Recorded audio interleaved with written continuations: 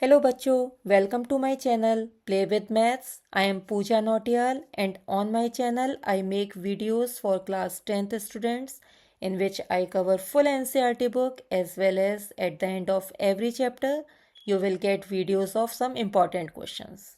For that subscribe, like and hit that bell icon so that you can get notified whenever I post a new video. Hello bachcho, I am Pooja and today in this video let's solve this class 10th maths basic sample paper together. So right now we are on question number 11th and we already have finished question 1 to question 10th in the previous video. So if you want to see the previous video you can go in on my channel. And also if you like how I teach and explain each and every question, so do subscribe my channel. So let's start the video. So in question 11th, in the figure given below, radius r of the circle which touches the sides of the triangle is.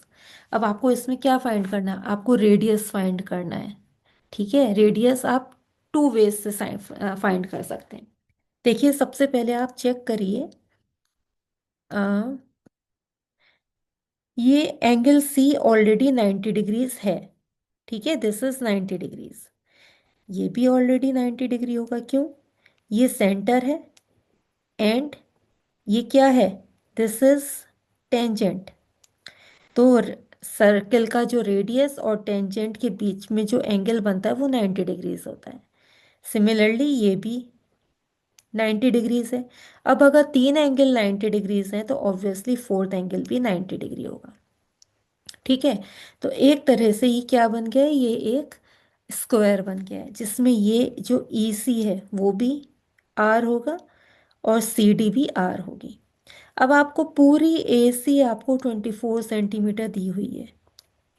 ई सी अगर are है तो ए ई हमारा क्या हो जाएगा? 24 minus are.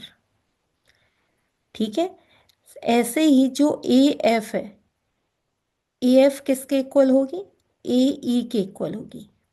ठीक है, क्योंकि जो हमारी थ्योरम है 10.2 वो हमें क्या बताती है? जो टेंजेंट्स होते हैं एक्सटर्नल पॉइंट से जो जोड़ते हैं सर्कल पे.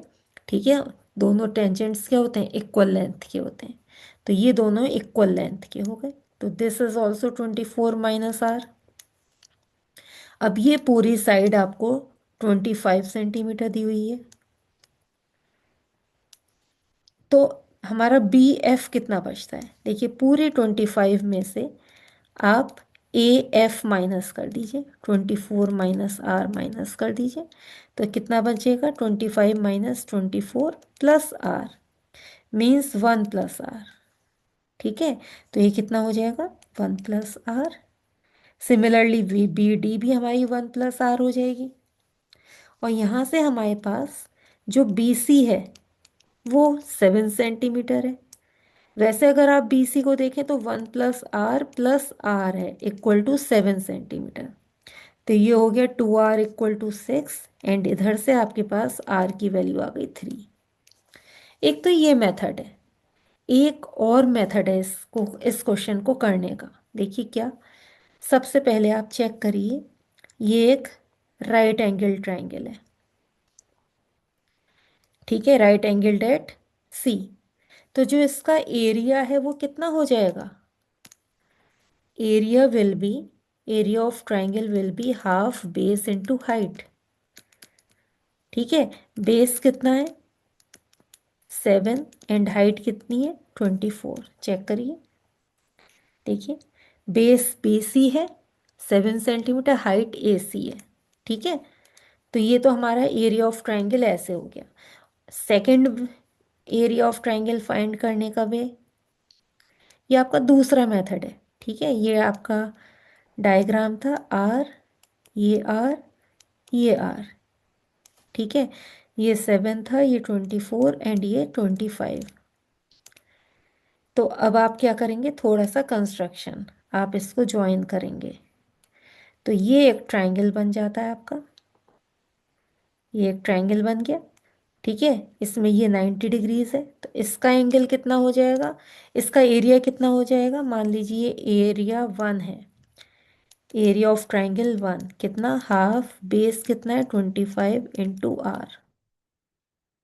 ऐसे ही आप अगर सेकंड ट्राइंगल को देखें, मान लीजिए अब आपने इसको ज्वाइन कर दिया, एक ट्राइंगल ये बन गया, ये area two, area of triangle two कितना हो जाएगा, half base into height, base is 24 and height is r। Similarly तीसरा ट्राइंगल, तीसरा ट्राइंगल ये येलो शेड वाला, ठीक है, इसका एरिया कितना हो जाएगा, एरिया ऑफ, ये मान लीजिए A3 है, तो A3 is half base, base is 7 into height is r। इन तीनों एंगल ट्राइंगल्स के एरिया को ऐड करके आप किसके इक्वल रखेंगे, पूरे ट्राइंगल के एरिया के इक्वल, इसके इक्वल। ठीक है, तो रखते हैं, चलिए।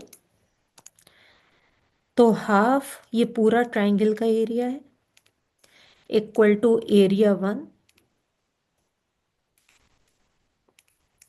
Plus area two plus area three. इस पूरी इक्वेशन में से आप हाफ हर जगह से कट कर सकते हैं, तो ये हमारा कितना आ जाएगा, 7 × 24 इक्वल टू, r कॉमन ले लीजिए, बचेगा क्या, 25 + 24 + 7। जब आप ऐड करेंगे इसको तो देखिए कितना आ जाएगा, 56। तो r इक्वल टू 7 × 24 अपॉन 56। तो 7 × 8 = 56 एंड 8 × 3 = 24। तो r आ गया 3 सेंटीमीटर। तो देखिए दोनों मेथड से, है ना, इधर से भी 3 सेंटीमीटर आया, तो हमारा आंसर क्या है, ए। तो आप किसी भी मेथड से कर सकते हैं। आपको अगर फर्स्ट मेथड समझ में आया, this is the first method, तो आप फर्स्ट मेथड से करिए। अगर आपको सेकंड मेथड आया, ये सेकंड मेथड है हमारा, तो आप सेकंड मेथड से करिए। ठीक है, चलिए नेक्स्ट क्वेश्चन करते हैं। Question number 12, which of the following is not equal to unity. देखिए sin² x + cos² x, ये तो 1 होता है। सेकेंड इक्वेशन आइडेंटिटी क्या होती है, 1 + cot² x equal to cosec²x, तो ये भी इक्वल टू 1 है। सॉरी, इधर देखिए, ये तो हमारा cosec² x माइनस cot²x 1 होता है, तो ये हमारा -1 है, ये हमारा 1 है। और अगर आप इसको देखें तो ये हो जाएगा 10x into 1/10x। Cot x को आप क्या करते हैं, रेसिप्रोकल ऑफ 10x लिखते हैं ना, ये भी 1 है। तो हमारा बी ऑप्शन है जो कि यूनिटी के इक्वल नहीं है, -1 है। ठीक है, क्वेश्चन नंबर 13। अब 13, consider the following frequency distribution. आपको एक टेबल दे रखी है, the upper limit of median class. अब मीडियन क्लास कौन सी है, ऑब्वियसली मिड वाली। ठीक है, so this is the median class. Upper limit क्या है इसकी, 10 to 15 है। This is the lower limit and this is the upper limit. So हमारा आंसर क्या हो गया, सी। अपर लिमिट क्या है, 15। चलिए next question, let empirical relationship between the three measures of central tendency be this. अब आपको ऑलरेडी पता है कि 3 median is equal to mode +2 mean. ठीक है, यहाँ से हमारे पास जो ए और बी की value I, this is A and ये बी है, तो ए हमारा है 3 एंड बी इज 2। हमें निकालनी है इसकी value, 2b + 3a, 2 × 2 + 3 × 3 means 4 + 9 that is 13। तो C is the correct option. Okay, चलिए next question, question number 15। From an external point Q the length of a tangent to a circle. अब देखिए एक circle है, एक्सटर्नल पॉइंट Q है, length of the tangent, let's say this is the tangent, तो यहाँ तक का जो पॉइंट है, मान लीजिए ये P पॉइंट है, ये 12 सेंटीमीटर है। And the distance of Q from the centre, let's say this is O centre, इसका डिस्टेंस Q से, this is 13 centimetre. And OP क्या है, रेडियस, आपको रेडियस फाइंड करना है। तो ऑब्वियसली आपको पता है ये 90 डिग्रीज है ना। रेडियस एंड टेंजेंट के बीच का जो एंगल होता है वो 90 डिग्रीज होता है। तो पाइथागोरस थ्योरम लगाएंगे तो आर की वैल्यू आ जाएगी √13² माइनस 12², दैट इज 169 माइनस 144, जो कि √25 होता है। और इसका आंसर आ गया बी। ठीक है। अभी पाइथागोरस थ्योरम क्या होती है, hypotenuse square equal to perpendicular square plus base square. यहाँ पे हाइपोटेन्यूज क्या है, 90 डिग्रीज के सामने की जो साइड है वो हाइपोटेन्यूज। परपेंडिकुलर कुछ भी ले लीजिए, परपेंडिकुलर मान लीजिए आर स्क्वायर है, आर है परपेंडिकुलर, बेस क्या है 12 का स्क्वायर। तो इससे हमारे पास आर स्क्वायर कितना आ गया, 13² माइनस 12²। आर कितना आ गया, ये रहा आर। ठीक है, हमने डायरेक्ट कर दिया था, लेकिन अगर किसी को नहीं समझ में आया तो ये फर्स्ट स्टेप से भी मैंने कर दिया आपके लिए। चलिए नेक्स्ट क्वेश्चन करते हैं, question number 16। So in the figure P A tangent है, देखिए पी ए क्या है, ये tangent from an external point P to a circle of centre O, diameter is A B, ये डायमीटर है। पी ओ बी जो external angle है वो 115 है। Measure of this is angle, angle A P O means ये angle निकालना है। अब देखिए, मान लीजिए ये ट्राइंगल है हमारा और ये एक्सटर्नल एंगल है, जैसे ये 115 दिया हुआ है, किसके इक्वल होगा, इंटीरियर अपोजिट एंगल के सम के, है ना। इसको छोड़ के बाकी के दो एंगल को छोड़ के, मीन्स इसको छोड़ के बाकी के दो एंगल्स का सम है ये। ठीक है। अब आपको पता है ये टेंजेंट है and this is radius. Radius और टेंजेंट के बीच का जो एंगल होता है वो 90 डिग्रीज होता है। तो आप क्या करेंगे, एक्सटर्नल एंगल की प्रॉपर्टी लगाएंगे कि external angle is equal to the sum of the interior opposite angles, means 90 degree plus मान लीजिए ये एक्स है प्लस एक्स। तो हमारा जो X means A P O angle जो है वो कितना हो गया, 115 माइनस 90, दैट इज 25। तो ए इज द करेक्ट ऑप्शन। ठीक है। क्वेश्चन नंबर 17 पे चलते हैं। तो क्वेश्चन 17 है, the circumferences of two circles are in the ratio 3:4। मान लीजिए सर्कमफ्रेंस 1 अपॉन सर्कमफ्रेंस 2 आपको 3/4 दिया हुआ है। सर्कमफ्रेंस होता क्या है, 2πr, means 2πr1 upon 2πr2। Circle 2 का रेडियस r2 है, सर्कल 1 का रेडियस r1 है। तो ऐसे करके, तो 2π से 2π कट के यहाँ पे r1 अपॉन r2 का रेशियो आ गया 3/4। अब आपको पूछा है रेशियो ऑफ देयर एरियाज, तो a1 अपॉन a2 का पूछा है। एरिया कितना होता है, πr²। फर्स्ट सर्किल है तो r1 का स्क्वायर, यहाँ पे r2 का स्क्वायर, पाई से पाई कट गया, तो ये हो गया r1 अपॉन r2 का होल स्क्वायर। अब हमें r1 अपॉन r2 की वैल्यू यहाँ पे रख देते हैं, 3/4 का whole square means 9/16। So C is the correct option.